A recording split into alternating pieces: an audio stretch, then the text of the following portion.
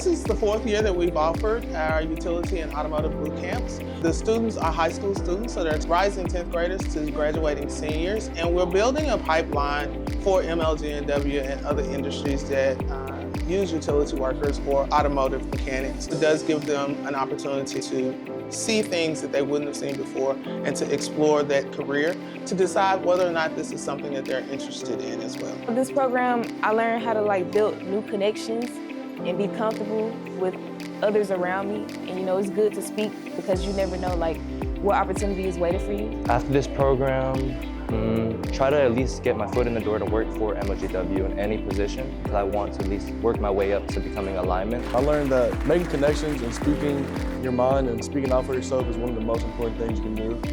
And fighting for your future goals is the key to success in life. Students, I want to thank you. I want to thank you for spending your summer. You could be sitting at home doing anything, but you've chosen to spend your summer to better yourselves so that you can be college, career, and life ready. We want you to know that as a community, it's our responsibility to support you and to do everything we can to help you to be the person or people that you were meant to be and to be successful.